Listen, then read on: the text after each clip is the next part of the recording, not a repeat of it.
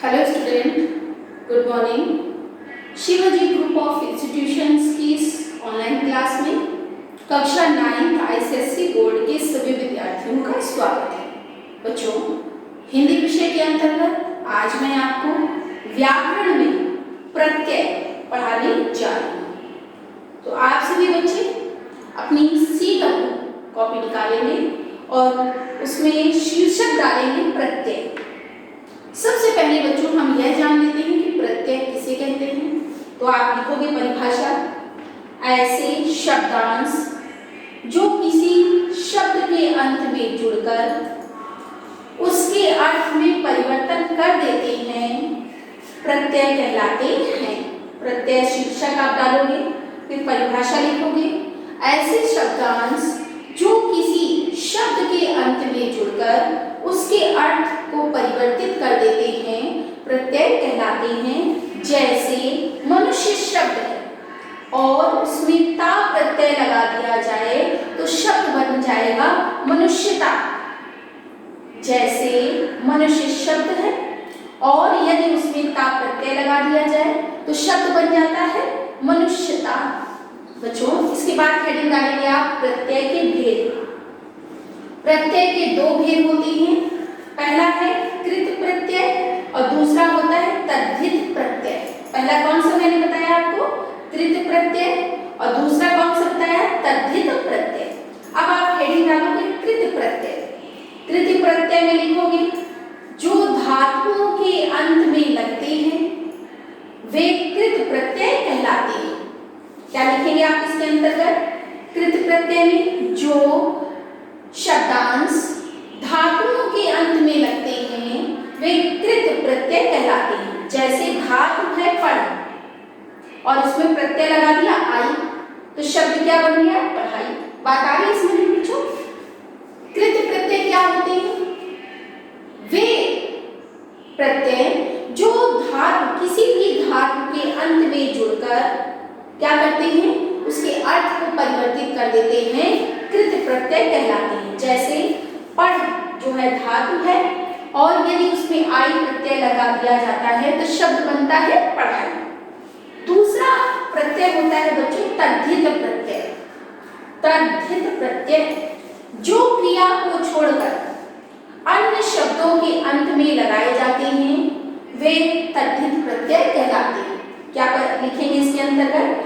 जो क्रिया को छोड़कर अन्य शब्दों के अंत में लगाए जाते हैं तद्धित प्रत्यय कहलाते हैं। जैसे चमक शब्द है, जैसे चमक शब्द है और यदि इसमें ईला प्रत्यय लगा दिया जाए तो शब्द बनता है चमकीला। इसके साथ बच्चों आप अब हेडिंग डालेंगे कृत प्रत्यय के उदाहरण और आप अपनी कॉपी को 4 कॉलम में क्या करेंगे? डिवाइड कर लेंगे। पहला डालेंगे क्रमांक, दूसरा डालेंगे मूल धातु, मूल धातु और तीसरा डालेंगे प्रत्यय और चौथी हेडिंग डालेंगे निर्मित शब्द। अब क्रमांक 1 2 3 4 5 लिखा हुआ है, 6 तक मैंने लिखा है। मूल धातु है भूल। भूल में यदि अक्कड़ प्रत्यय लगा दिया जाए तो शब्द निर्मित होगा भूलक्कड़। मूल धातु है झगड़ और झगड़ में प्रत्यय लगा दिया जाए आलू तो क्या शब्द बनेगा? झगड़ालू। तीसरा है बच्चों लूट या बस। मूल धातु क्या है? लूट या बस। दोनों में यदि एरा लगा दिया जाए तो शब्द क्या निर्मित होगा? लूट में एरा प्रत्यय लगाने पर लुटेरा और बस में एरा प्रत्यय लगाने पर बसेरा शब्द बनेगा। चौथा है बच्चों खेल। खेल में यदि आड़ी प्रत्यय लगा दिया जाए, यदि कौन सा प्रत्यय लगा दिया जाए? आड़ी प्रत्यय लगा दिया जाए तो शब्द निर्मित होगा खिलाड़ी। इसी तरह बच्चों 5वां दिया हुआ है रुक या गिर। वृक्ष मूल धातु भी है या गिर मूल धातु और यदि इसमें आवट प्रत्यय लगा दिया जाए तो शब्द निर्मित होगा रुकावट और गिर में आवट प्रत्यय लगा दिया जाए तो गिरावट। इसके बाद बच्चों 6 नंबर पर दिया है मूल धातु घबरा या मुस्कुरा और इन दोनों धातुओं में यदि आहट प्रत्यय लगा दिया जाएगा तो शब्द निर्मित होगा घबरा में आहट प्रत्यय लगा दिया जाएगा तो मुस्कुराहट, और मुस्कुरा में आहट प्रत्यय लगा दिया जाएगा तो मुस्कुराहट। तो बच्चों इतना समझ में आया।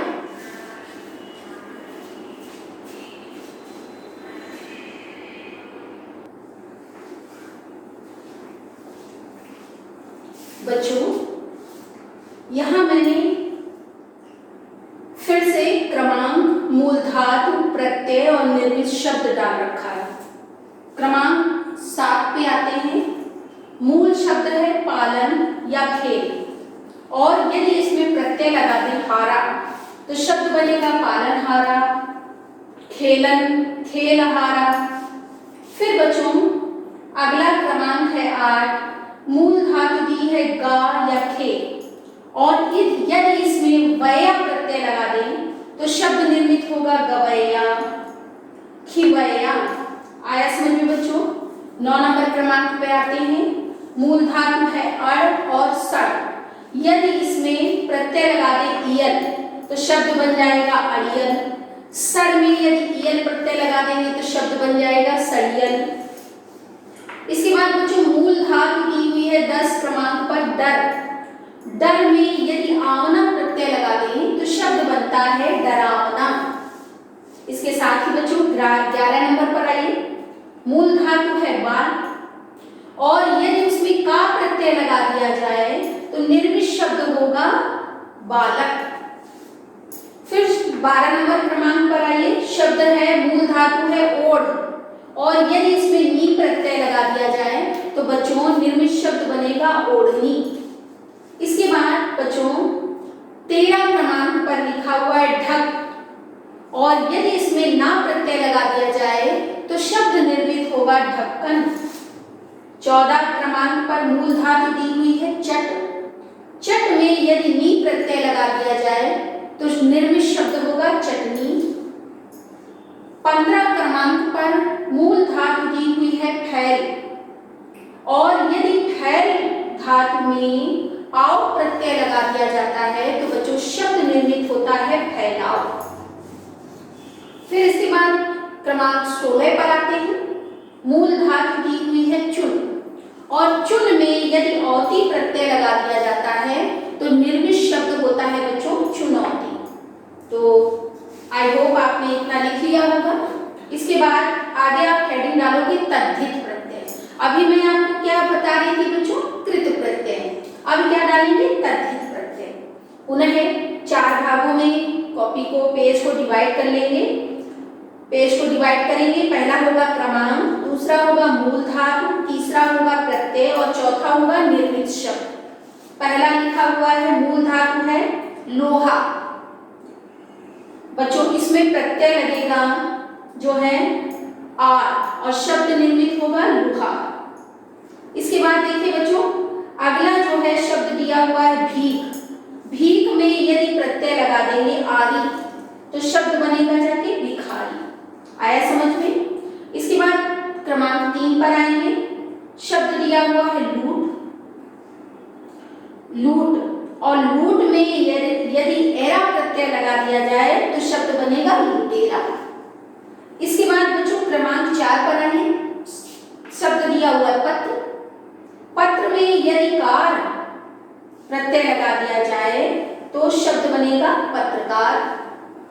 फिर शब्द दिया है बच्चों रोग, और रोग में यदि प्रत्यय ही लगा दिया जाए तो नया शब्द निर्मित शब्द होगा रोगी। इसके बाद बच्चों फिर क्रमांक डालेंगे, और यहाँ डालेंगे शब्द। ये शब्द में लगते हैं। तद्धित प्रत्यय किसके अंत में लगते हैं, शब्द के अंत में लगते हैं। क्रमांक 6 पर आएंगे। शब्द है लड़का, प्रत्यय है पन, निर्मित शब्द क्या होगा लड़कपन। 7 क्रमांक पर आइए बच्चों। शब्द दिया है वीर। यदि इसमें ता प्रत्यय लगा दिया जाए तो निर्मित शब्द होगा वीरता। इसी तरह मित्र शब्द है। मित्र शब्द में यदि ता प्रत्यय लगा दिया जाए तो निर्मित शब्द क्या होगा मित्रता। सुंदर शब्द है, यदि उसमें ता प्रत्यय लगा दिया जाए तो निर्मित शब्द कौन सा होगा सुंदरता। क्रमांक संख्या 8 पर आइए बच्चों। शब्द दिया है बूढ़ा, प्रत्यय आपा, और यदि इस शब्द में आपा प्रत्यय लगा दिया जाए तो निर्मित शब्द होगा बुढ़ापा। इसके बाद 9 क्रमांक में लिखा हुआ है शब्द भला। भला में यदि आई प्रत्यय लगा दिया जाए तो निर्मित शब्द होगा बच्चों भलाई। इसी तरह क्रमांक 10 पर आइए। प्रभु शब्द दिया हुआ है और यदि उसमें प्रत्यय त्वा लगा देते हैं तो क्या शब्द बन जाएगा? निर्मित शब्द प्रभुत्व। इसी तरह ईश्वर में यदि त्वा प्रत्यय लगा दिया जाए तो ईश्वरत्व। इसके बाद क्रमांक संख्या 11 पर आते हैं। शब्द दिया है लाल और यदि इसमें इमा प्रत्यय लगा दिया जाए बच्चों तो निर्मित शब्द होगा लालिमा। क्रमांक 12 पर आइए। शब्द दिया हुआ है धर्म। धर्म में इक प्रत्यय अगर लगा दिया जाए तो निर्मित शब्द होगा धार्मिक। इसी तरह शब्द ले सकते हैं समाज। समाज में यदि इक प्रत्यय लगा दिया जाए तो निर्मित शब्द होगा सामाजिक। शब्द ले सकते हैं व्यवहार। यदि इसमें इक प्रत्यय लगा दिया जाए तो निर्मित शब्द होगा व्यावहारिक। आया समझ में बच्चों? इसके बाद क्रमांक संख्या 13 पर आते हैं। शब्द दिया है चमक और प्रत्यय क्या दिया हुआ है? ईला और निर्मित शब्द क्या बनेगा? चमकीला। क्रमांक संख्या 14 पर आइए। शब्द दिया हुआ है भूख।